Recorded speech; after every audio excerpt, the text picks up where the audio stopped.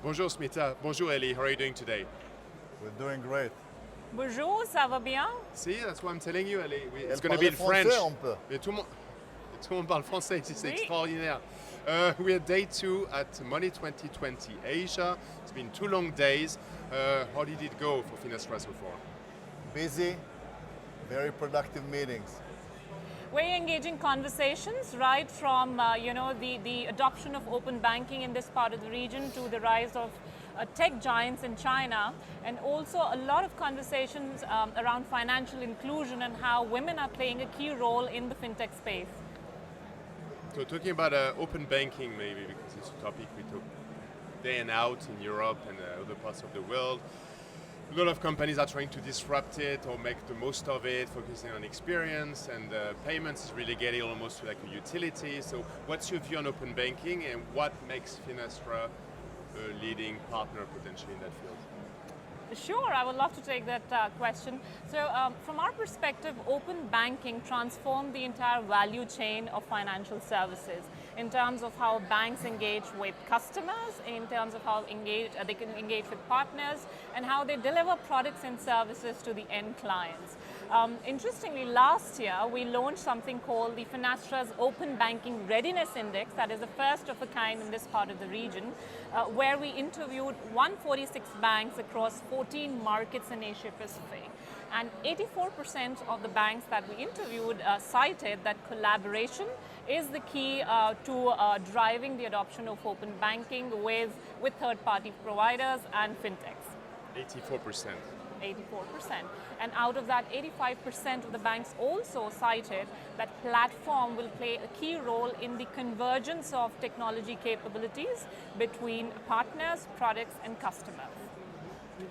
The banks, the open banking is not just about banks providing their capabilities, but it's also about banks participating in a much bigger ecosystem. If you look at the solutions, the super apps or the platform ecology as they call it here during the show, you see platforms from Grab or from BigPay, from Alipay, WeChat, where they provide you with a set of an app that you can do almost everything, and you can buy, you can travel, you can order food, you can bank if you want with it. So open banking is about putting us, the consumers or the customers, at the center, bringing us a bigger value proposition, providing us with much bigger convenience. And Ellie, maybe do you want to share about how Finastra is playing a key role in the platform economy? A bit about FusionFabric.cloud? Sure. She's now doing your job, by the way. I know it's impeccable, yeah. I'm just listening and learning.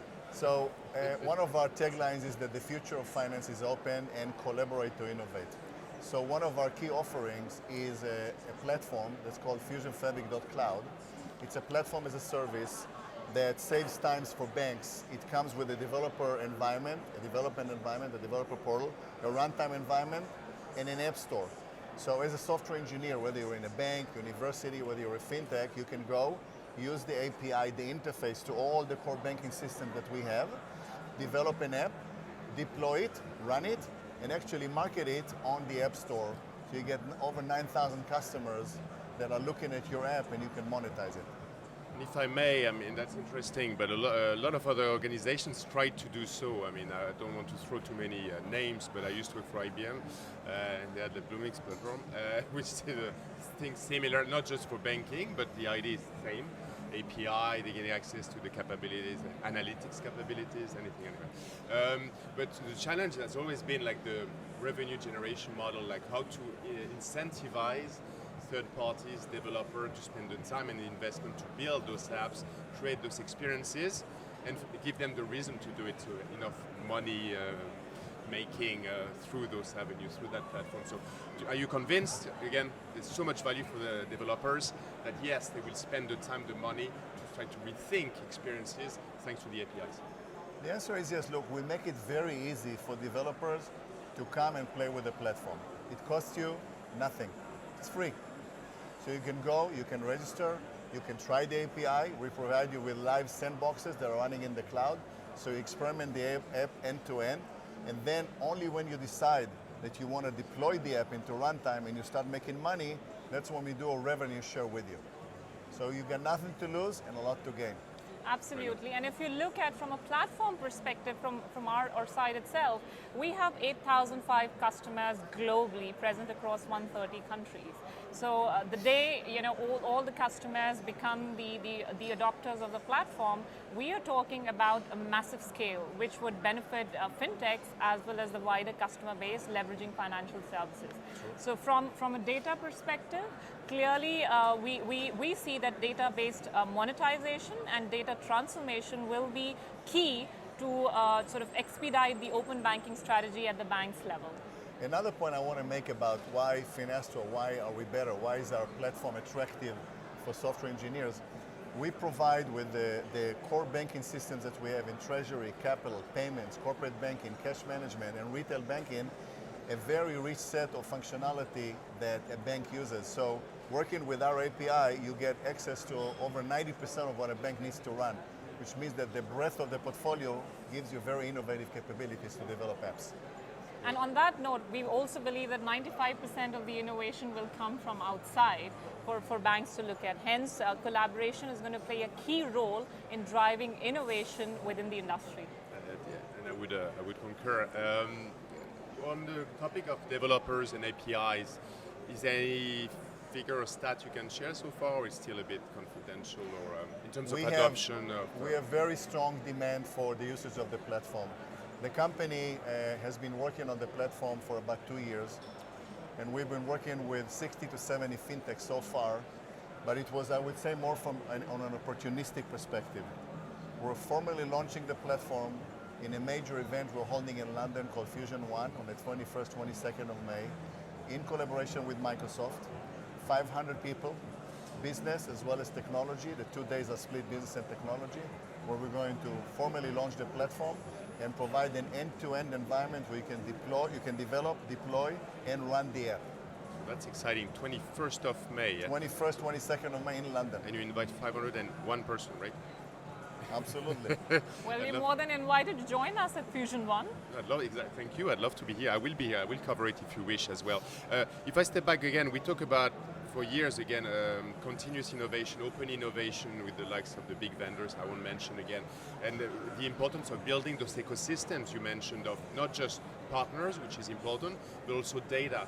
And data meaning internal data, so data, customer data, but also external data, partnerships with the likes of, I don't know, weather companies for insurers, and augmenting the knowledge of the market and the potential customers. So do you play a role there, and which kind of role do you play in facilitating that aggregation of data from various sources and creating insights from that data by structuring the data and so on and so on? So, as the company, as I mentioned earlier, provides several core banking systems that the bank needs, we are taking all the data, which is different formats because it comes from different systems. We throw it in a data lake, and from that we use systems like Hadoop or Power BI from Microsoft to generate insight from it. Give you an example.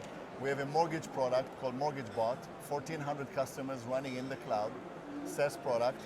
We're taking all the information in, and we're providing it back to our customers with benchmarking purposes, and also very actionable insight to tell them, hey, as users were using the app, most of them dropped on the 3rd page of the application.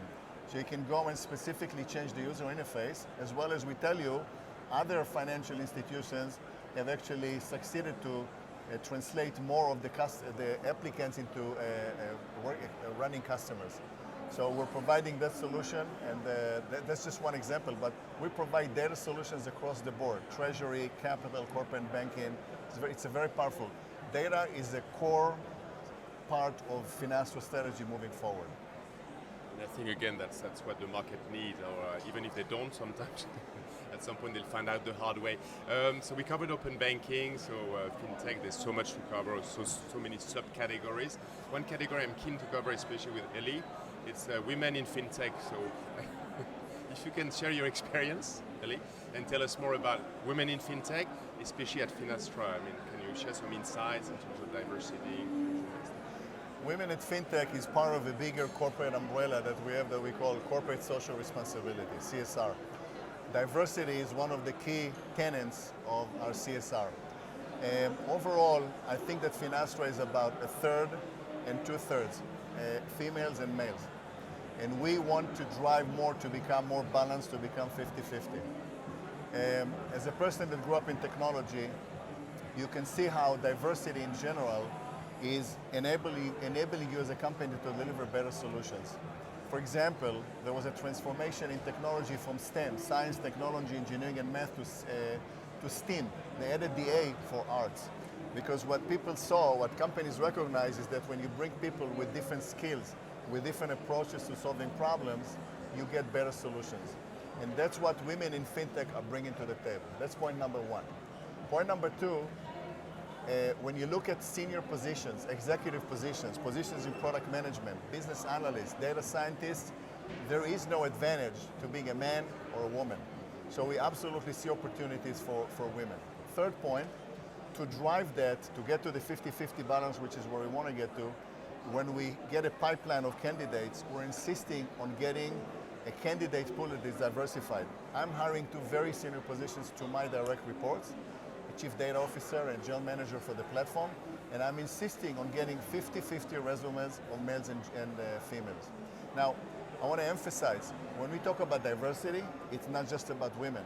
But when you ask about women in fintech, it's about gender diversity, and that's what we're doing. And to add to that point in terms of diversity, whether it's diversity in terms of gender, in terms of culture, ethnic background, the very fact, I mean, look at Ellie and I, one from London, another Indian sitting in Singapore. We strongly believe that diversity leads to innovation, and innovation directly impacts the bottom line as well. So if the companies or boards that are looking at increased profitability and increased share of return in terms of stakeholder value are looking to seriously take steps towards investing in diversity and inclusion. And again, it's great to hear, and I was expecting no less from you and knowing the company, but the challenge for me, and we don't have time to talk about it, but it's, everybody talks about corporate culture, right, and recruitment, but I think most often than not, it's broken. We don't recruit the right people, the right attitude, the right people, again, to grow within the organization. There's a lot of challenges and hurdles, not even talking women, male, French or Israeli, bold or not so much bold, but I'm kidding. But it's a great topic, and there's still so much we can do. But it's great to see companies like yourself trying really to push the envelope. And maybe the last question I'm going to ask, because you're very busy, and I'm very grateful you spent so much time with us already. We're here in Asia again, so Money 2020. You probably go to the other ones as well. But can you give us maybe, or leave us with one key objectives, especially in the region, if it's possible? So in the APAC region, what's the next big thing for you, whether for the platform or anything big you announced? I'll start now? and then I'll let Smita build on top of that. So in Asia, there's less regulation than in other Western countries.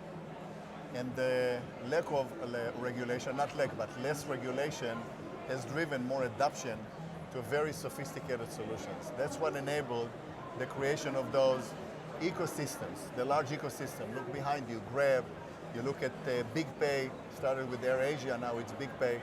So those ecosystems, those super apps are forming in Asia faster than in other parts of the world. What Finastra can do is help financial institutions compete with those big techs, specifically in Asia, and help them go faster, innovate faster with FusionFabric.cloud. Yeah. I'll just add to that and say that, or rather summarize, is that the platforms and ecosystems will be the key towards the digital transformation and innovation happening in this part of the region. And clearly APAC is on the leading curve to outpace the rest of the world when it comes to financial technology transformation. Thank you both so much. All the best in the next few months. And the rendezvous is on the 21st of May. I think it's the place to be in London. So I'll be there if I'm invited. And merci beaucoup encore une fois. Safe travels, and see you very soon. We will invite you, and thank you for having us. Thank you so much, Lee. Thank you very much.